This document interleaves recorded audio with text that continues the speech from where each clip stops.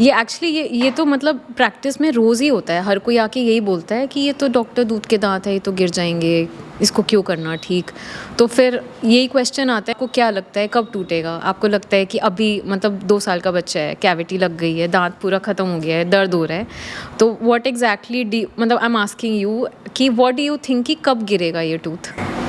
I think 5-6 year से start हो जाता है। So the child is 2 years old और 5-6 साल में आपको लग रहा है सी विल सफ़र। हाँ एग्जैक्टली और हर दांत का एक अलग स्टेज होता है निकलने का। तो स्टार्टिंग तो ये नीचे वाले 2 टीथ होते हैं हमारे सेंट्रल इंसाइजर्स, जो मिल्क टीथ हैं वो गिरते हैं और इसके बदले न्यू टीथ आते हैं। उसके बाद ऊपर वाले गिरते हैं, ऐसे ऐसे करके हर एक टूथ का एक अलग स्टेज होता है निकलने का और नए दांत के बन के बाहर आने का। तो इस स्टेज से पहले अगर कोई दांत, दूध का दांत आपका ख़राब हो रहा है, उसके काफ़ी ज़्यादा इल कॉन्सिक्वेंसेस हो जाते हैं। जैसे पहली चीज़ तो ये पेन शुरू हो जाता है। पेन के बाद जो नेक्स्ट स्टेज है उसमें ये होता है कि सूजन आ जाती है। कभी कभी गम्स पे आपको दिखता होगा कि छोटा सा पिंपल बन गया है। उसका अगला स्टेज है कि फेस पे स्वेलिंग आ गई, बेस्ड ऑन कौन से टूथ पे कैविटी लगी हुई है, या तो यहाँ से हो सकता है, यहाँ हो सकता है, लिप्स पे भी हो सकता है।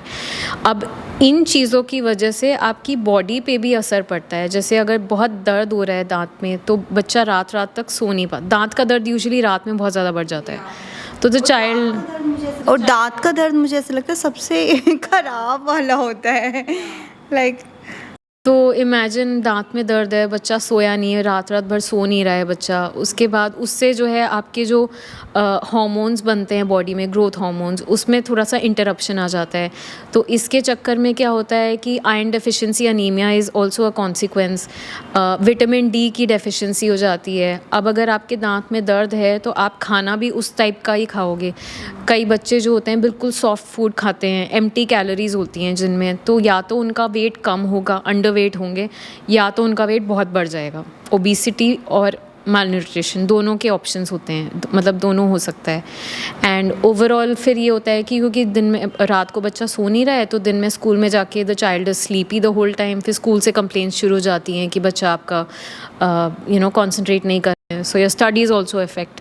तो इट्स नॉट कि बस आपके दांत में प्रॉब्लम है, दूध के दांत में प्रॉब्लम है, it affects your entire body and it affects your child's social life also, not just his life overall in the house.